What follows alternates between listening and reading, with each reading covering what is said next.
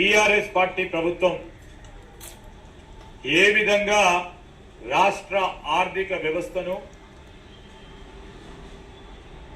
విద్యుత్ వ్యవస్థను విచ్ఛిన్నం చేసి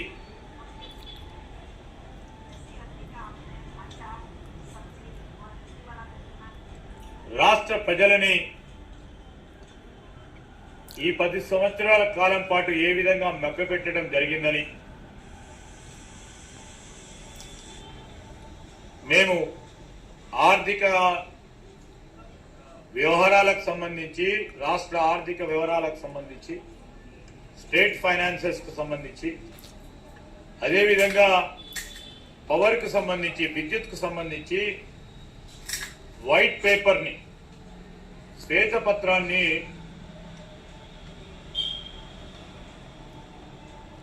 అసెంబ్లీలో పెట్టి దానిపైన చర్చించాలని, ప్రజాస్వామికంగా ఈ చర్చల్లో వివిధ ప్రతిపక్ష పార్టీలు పాల్గొనాలని, ఈనాడు ఈ విధంగా ఆర్థిక వ్యవస్థ ఉంది, చిన్న భిన్నమై ఉంది, విద్యుత్ శక్తి కూడా చిన్న భిన్నమై ఉంది. ఆ క్రమంలో మరి గౌరవ సభ్యుల సలహా సూచనలు తీసుకొని ఏ విధంగా మనం ముందుకు నడవాలి అని వారి ఆలోచన దృక్పథం తీసుకోవాలని ఒక ప్రయత్నం. ఆ క్రమంలో నిజంగానే రాష్ట్ర ప్రజలకు తెలియజేయాల్సిన అవసరం, బాధ్యత ఈరోజు కాంగ్రెస్ పార్టీ ప్రభుత్వంపై ఉందని ముఖ్యమంత్రి రేవంత్ రెడ్డి గారు కానీ, డిప్యూటీ ముఖ్యమంత్రి బట్టి విక్రమార్క గారు కానీ, మహాసహచర మంత్రివర్గ సోదరులు సోదరిమణులందరూ కూడా రాష్ట్ర ప్రజలకు వివరించడానికి ప్రయత్నం చేసినాం. ఆర్థిక వ్యవహారాలకు సంబంధించి శ్వేతపత్రం సంబంధించి స్వయాన టీఆర్ఎస్ పార్టీ వారే అప్పులు చేసినాం. చేసిన అప్పుల వల్ల ఆ విధమైన ప్రయోజనాలు పొందలేదు. డబ్బులన్నీ ఎటుపోయినాయో, క్రమశిక్షణ లేకుండా, ఆర్థిక క్రమశిక్షణ లేకుండా ఇష్టారాజ్యంగా అడ్డగోలుగా డబ్బులు వెచ్చించడం, ఆ క్రమేణా రాష్ట్ర ప్రజలపై,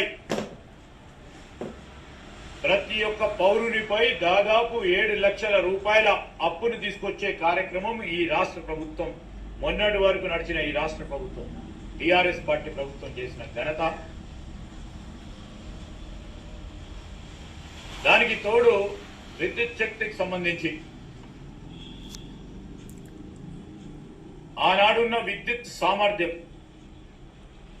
7 గంటల నుంచి 2004లో 7 గంటల నుంచి ఉచిత కరెంటు నుంచి మొదలైన మా ప్రయాణం 2009 వచ్చే వరకు 9 గంటల ఉచిత కరెంటుతో మొదలై రాబోయే కాలంలో 24 గంటల కరెంటు ఇవ్వాలని వివిధ విద్యుత్ శక్తి ప్లాంట్లను ఆలోచన చేసి, డిజైన్ చేసి, కమిషన్ చేసి ఆ రోజు మొదలు పెట్టిన పిమ్మట 2014లో ప్రభుత్వం మార్పుడైంది. దాని తరువాత మేము ఆ రోజు ఆలోచన చేసి 24 గంటలు కరెంట్ ఇద్దామని దూరదృష్టితో ఆలోచన చేసి భూపాల్పల్లిలో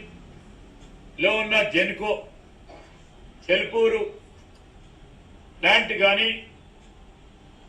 మంచిర్యాలలో ఉన్న జైపూర్ పవర్ ప్లాంట్ కానీ,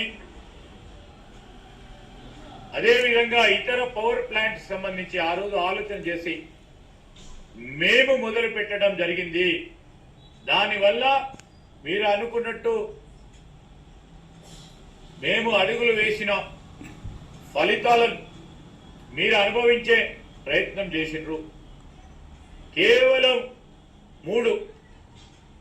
యాదాద్రి భద్రాద్రి పవర్ ప్లాంట్లకు సంబంధించి మీరు మొదలుపెట్టి కేవలం ఒకటే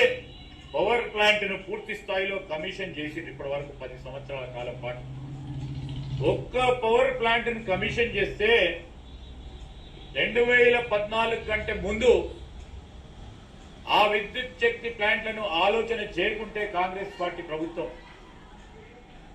మీరు ఇచ్చిన 12 గంటల కరెంటా 13 గంటల కరెంటా 10 గంటల కరెంటా ఇవ్వడానికి ఆస్కారం ఇచ్చినాం. మీరు 24 గంటలు కరెంట్ ఇచ్చామని గొప్పలు చెప్పటం సత్యదూరమైందని